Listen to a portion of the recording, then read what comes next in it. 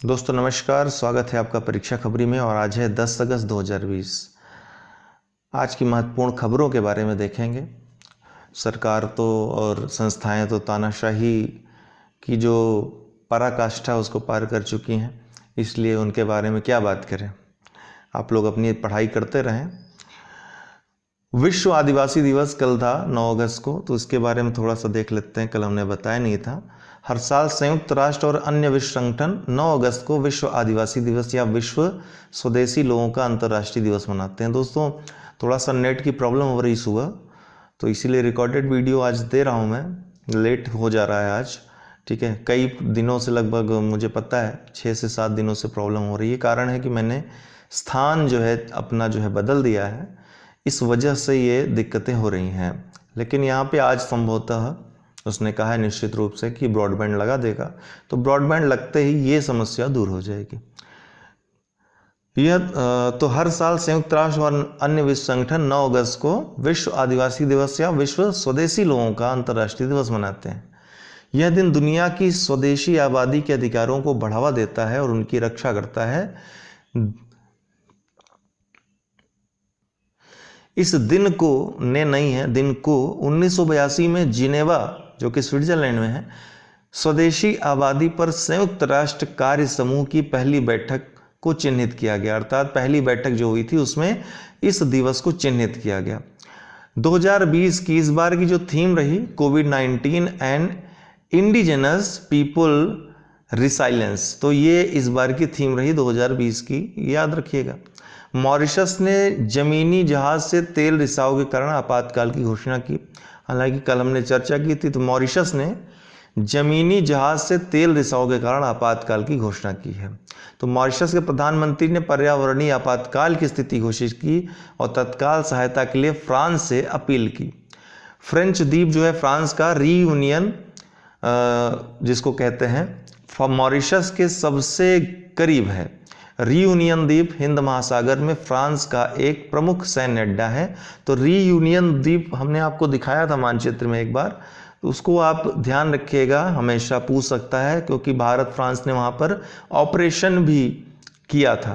तेल रिसाव जापानी स्वामित्व वाले जहाज के कारण हुआ था, जो कि कुछ दिनों पहले तट से दूर फंसे हुए थे। जहाज के पतवार पर दिखाई देने वाली दरारें तेल फैलने के कारण बनी, जिन्होंने द्वीप के लगभग 1 से 3 मिलियन निवासियों को खतरे में डाल दिया। श्रीलंका में महिंद्रा राजपक्षे ने चौथी बार प्रधानमंत्री के रूप में शपथ ली। महिंद्रा राजपक्षे ने, तो श्रीलंका में महिंद्रा राजपक्षे ने चौथी बार प्रधानमंत्री के रूप में शपथ ली।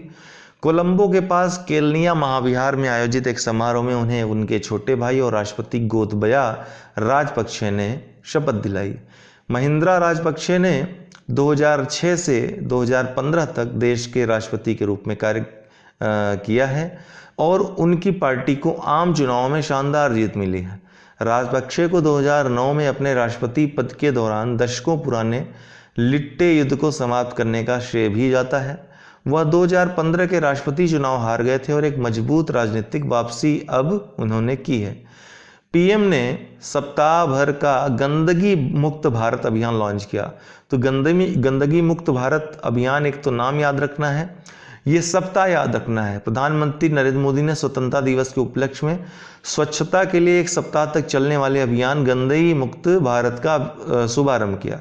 इस सप्ताह के दौरान 15 अगस्त तक प्रत्येक दिन शहरी और ग्रामीण भारत में स्वच्छता के लिए जन शिक्षा को फिर से लागू करने के लिए विशेष स्वच्छता पहल होगी। उन्होंने राजघाट स्थित गांधी स्मृति में स्वच्छ भारत मिशन पर राष्ट्रीय स्वच्छता केंद्र का भी उद्घाटन किया। ये तो कल हमने आपको बताया ही था। एनटीपीसी ने चालू वित्त वर्ष में संचयी उत्पादन की 100 बिलियन से अधिक यूनिट को प्राप्त किया। एनटीपीसी के बारे में जान लीजिए, महारत्न कंपनी है। राष्ट्रीय ताप विद्युत निगम लिमिटेड एनटीपीसी समूह ने चालू वित्त वर्ष में संचयी उत्पादन की 100 बिलियन से अधिक यूनिट प्राप्त की है।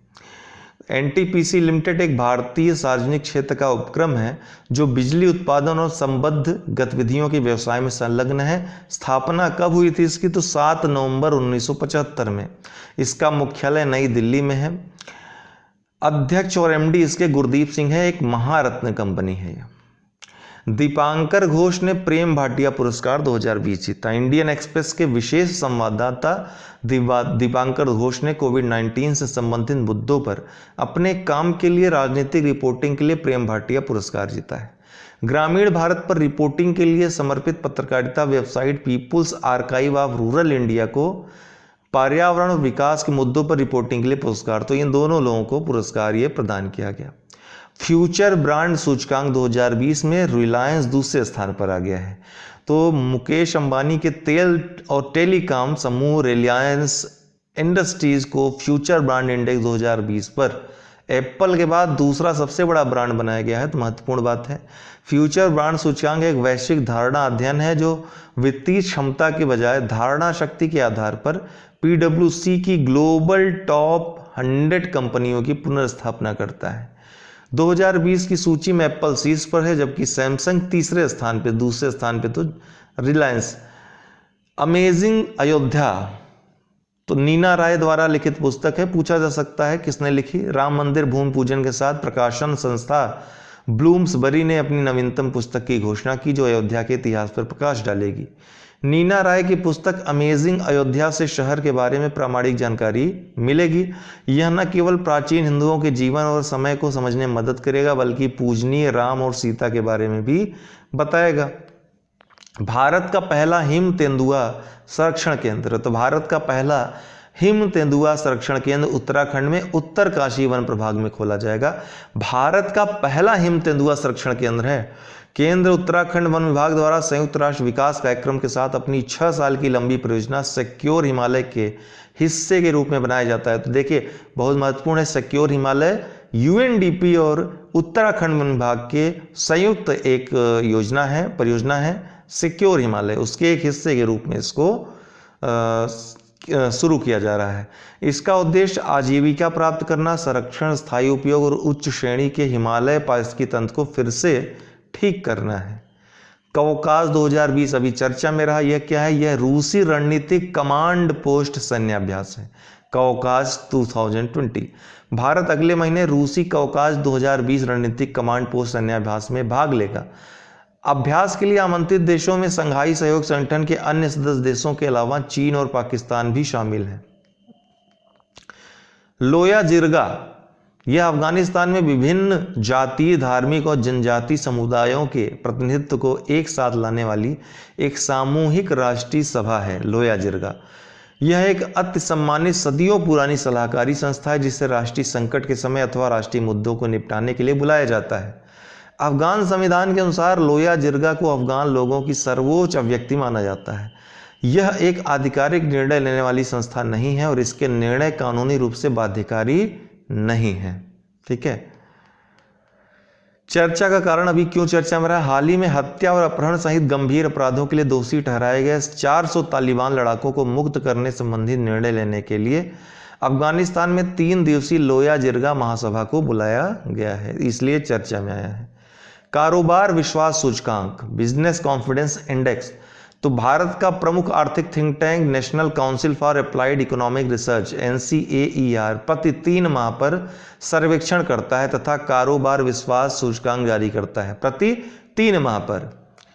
इस सर्वेक्षण में समग्र सूचकांक की गणना करने के लिए लगभग 600 भारतीय कंपनियों की व्यापारिक प्रवृत्तियों का पता लगाया जाता है। तो बस इतना याद रखिए कि तिमाही है कारोबार विश्वास सूचकांक। कौन जारी करता है? तो NCAER। केवी कामत समिति अभी हाल ही में RBI ने बनाई। तो भारतीय रिजर्व बैंक ने अवकाश प्राप्त बैंकर केवी कामत की अध्यक्षता में एक विशेषज्ञ समिति का गठन किया है। इसका कार्य कोविड-19 के संबंध में तनावग्रस्त ऋणों के समाधान के लिए वित्तीय मानकों की सिफारिश करना है। भारतीय बैंक संघ इंडियन बैंक्स एसोसिएशन समिति के लिए सचिवालय के रूप में कार्य करेगा और यह समिति उपयुक्त समझने पर किसी भी व्यक्ति से परामर्श करने या उसे आमंत्रित करने के लिए पूरी तरह से सक्षम होगी। दोस्तों, आपको बताना चाहता हूं कि अनअकैडमी लर्निंग ऐप पर आप प्लस कोर्सेज सब्सक्रिप्शन ले सकते हैं।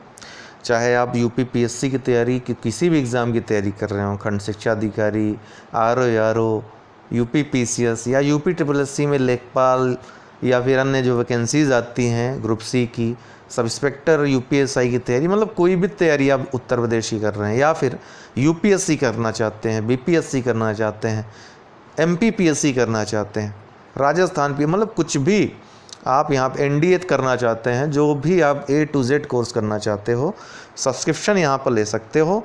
यहाँ पर सब्सक्रिप्शन का आपको दिया रहेगा, प्लस सब्सक्रिप्शन जैसे यूपीपीएससी, यूपीएससी का सब्सक्रिप्शन लेना हुआ तो वहाँ पर जितना भी है पे आपको सब्सक्रिप्शन चार्जेस हैं वहाँ पर लिखे मिल जाएंगे। कंटिन्यू करने पे आपको यहाँ पर रेफरल कोड डालने के लिए आएगा, और रेफरल कोड में आपको UD10 यूज़ करना है। आप 1 साल या 2 साल या जितनी मंथ की आप लेना चाहते हो ले सकते हो, सब्सक्रिप्शन आपके ऊपर है। उतने समय के लिए वो मतलब वो जैसे आप यूपीपीएससी, यूपीएससी सब्सक्रिप्शन ले रहे हैं तो ये आपकी सीट रिज़र्व हो जाती है। कोई भी क्लास, लाइव क्लास आई हुई या फिर आने वाली, वो आप ले सकते हैं। सबसे बढ़िया फ़ायदा यहाँ होता है कि एक टाइम लिमिट में, एक टाइम पीरियड में, निश्चित टाइम पीरियड में कोई सब्जेक्ट समाप्त होता है और आप कोई भी सब्जेक्ट पढ़ सकते हैं, ऑप्शनल हो या फिर जीएस के सब्जेक्ट हो, प्री मेंस सब कर सकते हैं। Quiz, test, doubt clearing session आप ले सकते हो किसी भी समय, ठीक है ना। तो ये आप चाहें तो ले सकते हैं। UD10 ये रेफरल कोड यूज़ करना मत भूलिएगा, क्योंकि तब आपको 10% डिस्काउंट मिल जाएगा, छूट मिल जाएगी आपको जो मूल्य रहेगा उसमें भी। और 1 वर्ष 2 वर्ष के आप सब्सक्रिप्शन चार्जेस अगर देखें तो 2 वर्ष का सब्सक्रिप्शन चार्ज लेना आपके लिए बहुत ही सही पड़ रहा है, सस्ता पड़ रहा है। तो आप जब भी लीजिए 2 वर्ष का लीजिए, मेरा ये सजेशन आपके लिए रहेगा। तो जो लोग ले चुके हैं ऑलरेडी वो हमको 9453775039 पे संपर्क कर लें, ठीक है। हम आपको इसके बारे में कोई भी अगर डाउट होता है तो हम आपको बताएंगे। बाकी अगर कोई आपके डाउट्स हों तो आप हमको बता सकते हैं। फ़िलहाल आज के लिए बहुत बहुत शुक्रिया, बहुत बहुत धन्यवाद।